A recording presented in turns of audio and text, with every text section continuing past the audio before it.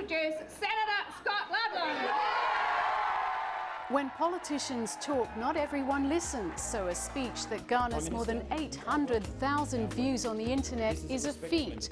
Former designer and web developer Scott Ludlam on tomorrow's politics.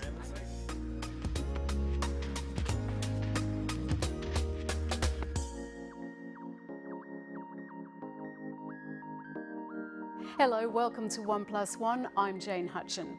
Scott Ludlam is a Greens senator from WA who almost lost his seat in last year's federal election.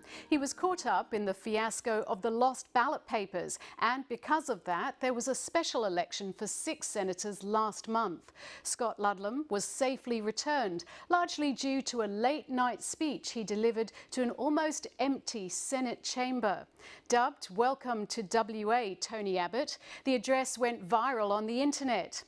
Is he a fresh take on a politician who uses the internet as a new battleground in the name of democracy? You be the judge. Scott Ludlam, welcome to 1+1. Thank you, it's nice to be here. You grew up in New Zealand. Was it a very green upbringing? Oh, I can barely remember. I left New Zealand with my family when I was 3, so still got relatives there, but... You went travelling, I believe. Yeah, sort of between ages of 3 and 8, we're on the road, between Asia, Europe, Africa. So yeah, New Zealand, that kind of time is just really a distant memory. So the travelling, what was that about? Was that your parents' desire to see the world, or was it to sort of instill a particular kind of set of ethics on you and your siblings? I think that's what ended up happening, but it just came, I think, from their desire to travel. My folks were married quite young and took off as soon as me and my brother were old enough to hit the road. And it is an amazing way to grow up, to get that sense that the world's round from a really young age and that kids are basically the same everywhere. So, for example, what happened with schooling? Homeschooled in the back of a van for a period of time, a year of primary school in the UK and 2 years in South Africa. And we were there just as things were getting very, very messy, sort of toward the end of the apartheid era. And we ended up arriving in Australia, in Western Australia, so that my brother and I could finish primary school. Once you got into school, after obviously a very different kind of early education, what did you make of it? It was where we were in Mayland. It was actually quite a multicultural school, so I felt like I slotted in reasonably well and had a slightly different upbringing from the other kids, I suppose. But I think it's a great thing for kids to have, that appreciation of not everyone lives in suburban Perth. You know, there's parts of the world that are very different to what we're used to. Was there an experience from your travels that really stayed with you? A lot of experiences, and I was kind of compelled to keep a diary as well, and it's fun to go back and see what this 7-year-old was making of the world. I've got very strong memories of Africa and of how well we were treated as kids. I think my strongest recollection is the sense in which kids are more or less the same everywhere, whether you share a language or not. What kind of ideals did you grow up with? My folks brought quite a strong social justice sense to the dinner table, and also art and design. My dad was a draftsman, my mum's an artist and a craftswoman, and so that came through quite strongly. Because your first career wasn't politics, was it? No, absolutely not. I wasn't interested, even faintly interested in politics until I was well into my 20s. Not into uni politics at all. I studied as a graphic designer and worked in small studios and then freelanced for quite a few years. And I still love design. I'm still very interested in what you can do. Sort of experimenting with this idea of design-led politics, which I'm still not completely sure what I mean by that, but there's a very interesting set of ideas there. So can you try and unpack that for us a little bit? I use visuals a lot in my work. Do a lot of presentation work and a lot of work around city policy and sustainability, energy, and I just find you can communicate complex economic concepts or energy network proposals very rapidly in using graphic design in ways that you could just bore people to death if you just put in spreadsheets in front of them. And I think visually. So we're trying to propose, I guess, a different world, different kinds of cities, different kinds of communities. It's very much easier to do that with design tools. So when did your political awakening come? It was gradual. I suppose it was forced on me by the uranium mining industry when they proposed in 96, 97 to open the Jabiluka uranium mine in Kakadu National Park. And for me, it was like a fuse blew. Had Yvonne Margarula, who's the senior traditional owner of that part of the world, did a national speaking tour. And I threw my lot in with them. They were asking for help. I just instinctively knew that what was proposed up there was wrong. And so then being drawn into a really powerful land rights campaign led by a strong Aboriginal woman taking on the mining industry and the government, and they won.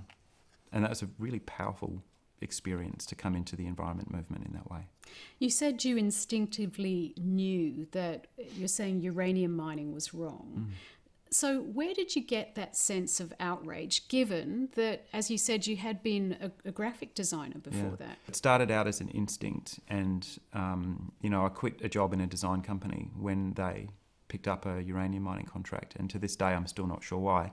But it took a couple of years after that to go and seriously ground that in study and read what the industry says, what the medical profession says, what the movement or what communities who have been impacted by nuclear technology say. That happened after, but it was something deep down that just felt, this is wrong, and it took years of study to work out just exactly how bad this technology is for people. So it was uranium and the nuclear issue that got you into politics in the first place. Obviously, the agenda of any political party is broader than just one issue. Yeah. Did that make it difficult for you to feel like a conviction politician, I suppose, when you were trying to get into Parliament? I wasn't trying to get into Parliament till much later, so I did quite a few years as an environmental campaigner, working when I could, living on the scrounge, and just doing what I could do to learn everything about how advocacy groups work and how to be effective campaigners, and then staffed for a couple of years. And working, you don't get to be in the anti-nuclear movement for very long before you're confronted with questions of, well, if not that, then what? If you're proposing to phase this technology out at the same time as you're proposing to phase fossil fuel technology out, then what the hell do you propose? And that takes you into a much bigger set of questions where you actually have to come up with counter-arguments and counter-proposals. And before you know it, you've unpacked transport policy and waste and agriculture and how to keep the lights on while this transition occurs. So whether you like it or not, you can't stay in that narrow little silo for very long.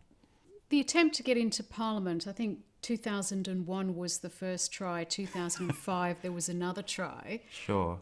They were really supporting, and for a period of time with the Greens or with minor parties, generally the Senate seats are the ones that we can win. Adam Bant's gone and shown that that's not strictly true anymore, which is very exciting. But the campaigns in 2001 and 2005 were to learn the ropes and to support other people's campaigns to get elected. Do you see failure as something that teaches you a new element? Yeah. I think that's very, very important, and so does adversity. We're in a period of adversity at the moment, and people are stepping up all over the place. We're having to learn very, very quickly how to confront some of the things that are going on at the moment. That expression, calm seas don't make for good sailors. I think we're in pretty rough waters at the moment. So you assumed office in the middle of 2008. Yeah. What did you make of federal parliament at the time?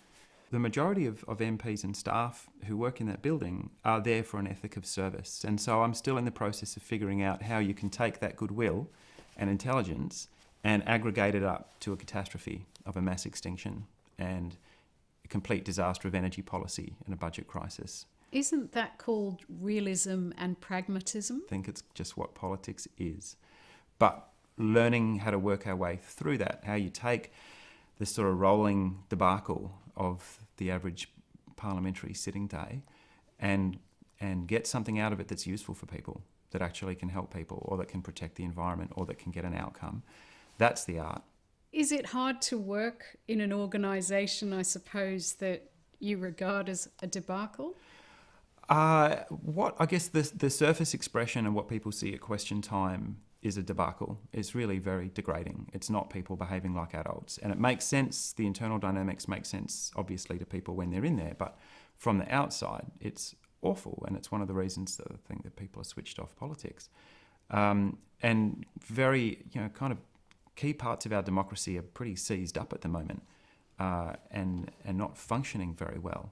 So I guess that's the element of the debacle. And then, the media trying to catch up and report what's going on even as events are unfolding very, very quickly. It's not a good environment in which to do reasoned, measured, evidence-based policy making when you're confronted with the degree of challenge that we are up against at the moment. We need different tools and we need a different kind of politics. So given your dissatisfaction with the day-to-day parliamentary process, do you ever question why you're in it? I don't so much question whether I should be there. I question, are there things that we should be doing to make it work better than it does at the moment? The Parliament is this container for a very old and very dangerous argument. It's not perfect, but it's better than some of the alternatives that are out there. And also, what are the things going on outside Parliament that are, from time to time, a lot more important than what's going on in there? You'll often see leadership exercised much more potently and powerfully outside Parliament than inside. And we've got to stay very connected to those deeper currents in society. In last year's federal election, it was announced initially, I think, that you had lost your seat to the Palmer United candidate. In April of this year, there was a re-election. You held your seat. What did you take out from nearly losing? Well, we sailed into very, very stiff political headwinds last year, and Christine Milne's objective at the time, which she put out very clearly, was we are going to be on the back foot. There's no question about that. Our objective is to hold all of our existing seats, including Adam in Melbourne, maybe pick up another one in Victoria, which we then did. And so my overriding feeling when it looked like we were gone was that I'd really let Christine down, that I'd actually really let the team down, because one loss under those political circumstances is magnified and treated as something of great consequence and bigger than it actually is. And I didn't want that to be the legacy that I left for the others to deal with.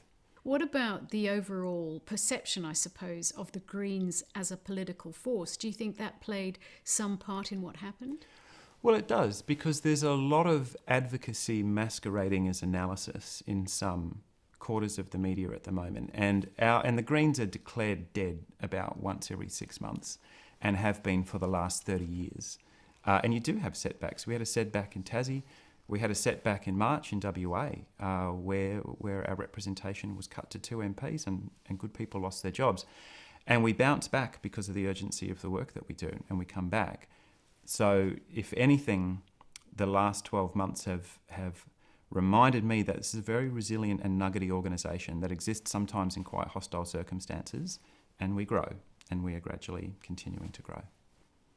I want to talk a bit about the speech you gave on March the 4th in 2014, that's this year, which has sort of been dubbed, I suppose, the welcome to WA speech for Tony Abbott. I heard that you wrote that on a flight between Perth and Canberra, is that right? Yeah, I used to find the travel the most miserable part of the job until I realised that no one could reach me by email or phone. And it's actually really good writing time. So yes, that was written the night before, that was delivered on a flight over. We actually get 2 or 3 solid hours of uninterrupted time to sit and think. And did you know that the speech was going to be delivered at 10:30 at night? Yes. So that section of the parliamentary day is always very quiet. It's no expectation that people will sit around. And I appreciate that. It means I don't have to be in there at 10 o'clock listening to Erica Betts. So, that's good for everybody. The fact that it happens late at night and that the room is mostly empty also means you're not being screamed at, and that's good as well.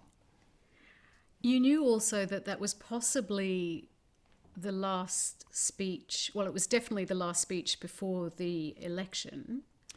As it turned out, I was actually back in Parliament because I couldn't get paired off the following week. But yes, effectively, I thought this is probably the last opportunity I have. I'm heading home tomorrow.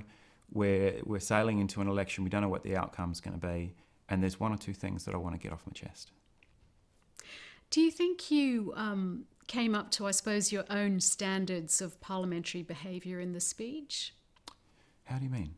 Well, we spoke before about the parliamentary process being a bit of a debacle. I suppose there is a lot of nastiness that goes on there. In your own view, the speech that you were giving, was that respectful? Yeah, I think it was respectful. It wasn't shouty. I didn't call people names. Although, I know what you're picking up on. It's been described as hate speech by, I think, Miranda Devine and Andrew Bolt. And I'll let people make their own judgment about that. But I think it was respectful. And Parliament is a container for an argument. It is meant to be a place of contest and a clash of ideas. So that's not what I mean by the debacle, because this is where we contain very, very serious life or death arguments, and it's better than doing it with machetes. But I still, I don't regret the tone or the content by any measure at all. And in fact, I think it resonated with what a lot of other people were thinking, although I didn't realise that at the time. Did you know it was going to be posted on YouTube? Yes, afterwards? Well, we put it on YouTube the following Greens. day. So I knew it was going to be posted on YouTube. I figured a few hundred people would see it, and then I would go back home and run the election campaign. So that was what I thought was going to happen. And it's something like it's over 800,000 people have seen it now. What's your takeout from that? It was a relief that people evidently feel the same way, and we're waiting for somebody to just say it. I think a change in the way that politics is done is on its way, that every election cycle the internet is more and more material and more important, and it's a very different kind of medium to broadcast, and it's something that gives me a bit of hope. So, we all know that when we get something online or through Facebook, we might click on it. Does that actually have meaning? Sometimes it's just a whim. Oh, this guy got up in the middle of the night. Let's have a listen. Oh, click. Yeah. No, true. It can be ephemeral, and there's a very high rate of churn, and things get buried very quickly, but that's a conversation. Conversations are like that. I guess I'm less interested in the technology and the medium itself than the fact that it's distributed and extended face-to-face conversations that were already occurring, which can also be ephemeral and glib. But the fact is it made a material impact on our campaign in that we suddenly had a surge of volunteers that for a few days we couldn't cope. And people wanted to donate money to us that hadn't even heard of us 24 hours before. And it gave the people who were door knocking for us, which is actually what I attribute our electoral success to in April, were door knocking with people who had seen it and wanted to talk about it. And so it made that kind of difference to the campaign, a measurable, offline, practical difference. Do you think via the internet, politics is getting a completely new audience from, I suppose, traditional broadcast and print? It is, and I think it's still too soon to figure out exactly what that means. But, broadcast is one to many by nature, and somebody decides what content goes to where or gets put in the paper, and that same person decides what doesn't. And the internet is different. If you're interesting or funny or bolshy, it'll get shared, and you can't control who does the sharing. It's a conversation. And so it is quite a different way of thinking about politics, but it's also quite an old-fashioned way of thinking about it. It's town square politics again, in a very old way. And I find that interesting. So knowing that it operates in a different way, does it also make people like you and other politicians tailor their message in a different way? Yeah, but I'm finding that I'm tailoring it in a good way. If you insult people's intelligence online, if you try and contract your message to a 3-word slogan, you will get torn to pieces. Yeah, if you're condescending or insulting, you'll get torn to bits. So the way that I'm tailoring it is I feel like I'm speaking my mind. You can carry more complex concepts than you can in an 8-second grab on the evening news, and I find it something of a relief. I was reading somewhere, I can't remember whose quote it actually was, but someone was saying that a news conference, a political news conference, is considered a success if a TV crew turns up, especially if it's a commercial TV I crew. think that was me. Obviously, there is that sense that despite the internet having a broader message, it's still, I suppose, in the broadcast media where the difference is made. Yes. In 2014, broadcast still dominates, front page of the paper still dominates, talkback radio still dominates, but the influence is fading every year, and we all need to, I think, adjust our ideas to the fact that democracy, I think, is better as a conversation than as a one-way press conference where we're broadcasting to people. Christine Milne said recently that the whole country has become a lot more conservative and that it's been a hard political climate for progressive ideas to take hold. What would you suggest that conservatism is due to? It's very difficult to unpack. I think there's a measure of fear occurring and being driven which can pull people back into familiar patterns. So there's fear that to protect us from global warming, the best thing we could do is just pretend that it doesn't exist and that it's not there, and then we can make that fear go away. The fear of people fleeing genocide and violence in Sri Lanka or Afghanistan can be transmuted into a fear of the invader or a fear of the other who's going to take away your job or make the traffic on Parramatta Road unbearable. And that fear is being manipulated, and the only hope I think we have is that it's tenuous and you can't sustain it. What about on the economy? There are very mixed messages coming out. We hear that Australia is doing pretty well overall, but then you get these incredible statistics about the level of homelessness or older women who are not employed. Isn't there a reality to, I suppose, that fear that not all is going to be well if we continue along the same path? I think that fear and that unease is very, very well founded, because in the obvious sense, the economy strongly weathered the global financial crisis. We didn't experience austerity in the same way as occurring in Greece or the United Kingdom. And yet there is vast inequality in this country. There is inequality as overt as Aboriginal people living in really degrading poverty right next to massively lucrative extractive industries in the northwest of WA. And there's inequality in that sense of youth homelessness. There's 100,000 homeless people in a country that is one of the richest in human history, that the economy is doing much better for some than for others.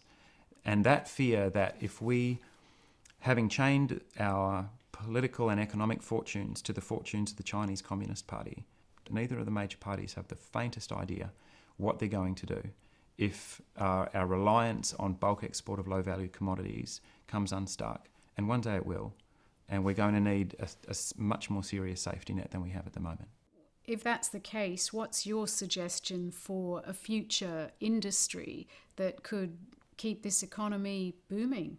There's no single one. So my 4 picks are clean energy, because it's urgent and it's very jobs rich. It's less capital intensive but more labour intensive.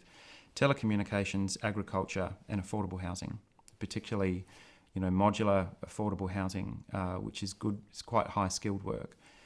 Those are my picks of 4, and that can support a services sector. But the most important thing we need to do to protect the Australian economy is to rapidly gear up to meet the climate challenge. Otherwise, quite seriously, all bets are off. That's the greatest threat to economic prosperity that I can see coming down the line. On asylum seekers, the polls seem to show that approximately 60% of Australians approve of what the Abbott government has done with asylum seeker policy. Has Australia hit compassion fatigue? No, again, I think those polls will move around. It depends how you ask the question, and it's coming off the back of the last thing I can remember that united Australians on asylum seeker policy was that we didn't want to see more drownings. And so that's a position of compassion. And then that compassion, I think, has been twisted and turned into something revolting, turned into something absolutely awful. And it's our job, again, to get that back on track. We can stop people from putting to sea with compassion and with assistance to people who are seeking asylum and seeking refuge here, rather than locking up a whole generation of kids and effectively torturing them as a disincentive to others turning up. So compassion fatigue, I don't really believe in the idea. I think ultimately Australians are generous people. We're generous people. We can get that back on track, and it's our job to do that. Just say the poll was an absolutely accurate one and people really did believe, 60% of people believed that, stopping the boats and what the Abbott government has done, obviously feeding off what the Labor government had done with the detention centres, was what people wanted. How would that make you feel? Well, it wouldn't make me feel like it was right. I've spent time in detention centres. I've spent time in refugee camps in Southeast Asia. So what do you say to those people? I would like to sit down and have a cup of tea, and I'd like to be able to take people into some of these detention centres, or to spend a brief period of time in Afghanistan or Iran, see what it is that people are fleeing. And that's the work of politics. On a lot of issues, we've got very strong majority support. And on some issues, we've got a ton of work to do. People for the last couple of years have been drenched in a message from the government and the former government with a very big megaphone saying these people are scary and they should be stopped. Some of them are terrorists, they're diseased, and they're going to take your job. And all of that is crap. We have to work harder to win the argument that if we care for people, if we look after these people, they're no threat. And in fact, this is a country of immigrants. I don't go back hundreds of generations like Aboriginal mob do. Most of us here are immigrants, and we should remember the contribution that immigrants have made to this country. As the wave of people who fled the war in Indochina are now, a part of the Australian community that you couldn't do without. I think that's where we will end up. But it's important, in the very short term, politics aside, to just get people out of these horrifying camps. We're damaging people. People are dying. People are killing themselves. A guy has been murdered. Children are locked up. That, for us, is the most urgent imperative. And let's sort the politics out after. Scott Ludlam, it's been a great pleasure. Thank you for speaking with 1+1. Much appreciated. Thank you. WA Greens Senator Scott Ludlam. You can watch the program on iView or delve into the archive online. You can also get in touch by clicking the contact button on our website, and I'm also on Twitter. Until next time, bye for now.